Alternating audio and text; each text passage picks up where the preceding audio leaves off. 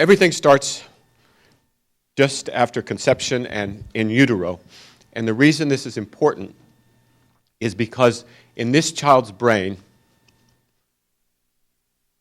150 billion neurons are forming, and they're developing connections at the rate of more than 1,000 per second, every second.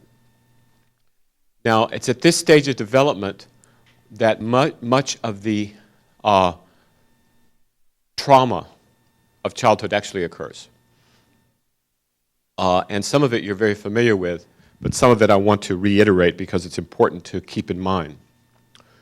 You know that smoking is bad in pregnancy, you know that drinking is bad, methamphetamines, etc. You know that prescribed drugs could be bad. But maternal stress is the one I want to point to because emotional abuse, physical abuse, severe financial stress, familial discord, all of these things create the release of cortisol, the stress hormone. And this goes directly into the child's brain and creates problems which show up later.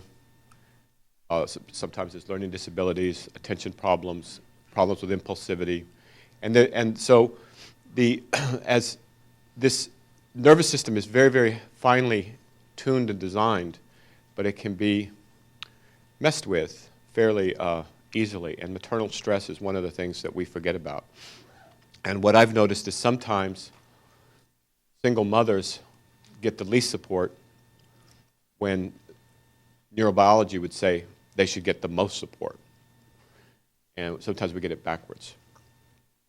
And so this obviously has implications also for housing policy folks and also for domestic violence folks, etc. If you're homeless and you don't know where your food is coming from, that creates stress, not just for you, the mom, but also affects, literally directly affects the developing child's brain. So we're going to have to do this part. We're going to have to go through brain anatomy. And first we're going to do a macro lesson. No, first we're going to do the cellular, which is like using a microscope and going down and looking inside the brain. And I promise I won't spend too much time there. And then we're going to go to the macro, to the larger level of the brain. And then the brain anatomy part will be over. This is what a brain cell looks like. And this is what I was talking about. There's 150 billion of these in a child or more. And they're forming connections here. These are called synapses at the rate of 1,000 per second. And these are the way that the brain cells communicate with each other. So this is one brain cell, that's another brain cell. These are called axons and dendrites. And the connection between the two, which is how the brain connections form or do not form, depend on the child's experience or lack of experience. So we have a direct correlation between what a child experiences or doesn't experience and what their brain actually looks like. Now, just as an aside, this is a blow-up of a synapse. This is where epinephrine, serotonin does its stuff. For you, those of you out there on Prozac or Zoloft, Wellbutrin, raise your hands. This is where that works. So this is an electron micrograph, and you can see how gorgeous this thing is. This is one cell, and this is just some of the synapses, and you can see where the little connections are made. The crown of creation. And if you look at the number of potential connections, if each one makes between 1,000 and 10,000 connections, and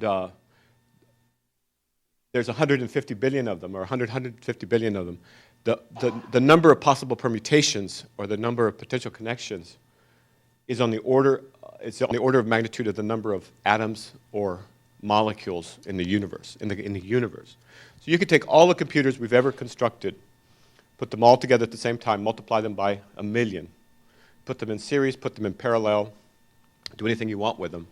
They won't come close to a single child's brain in terms of complexity.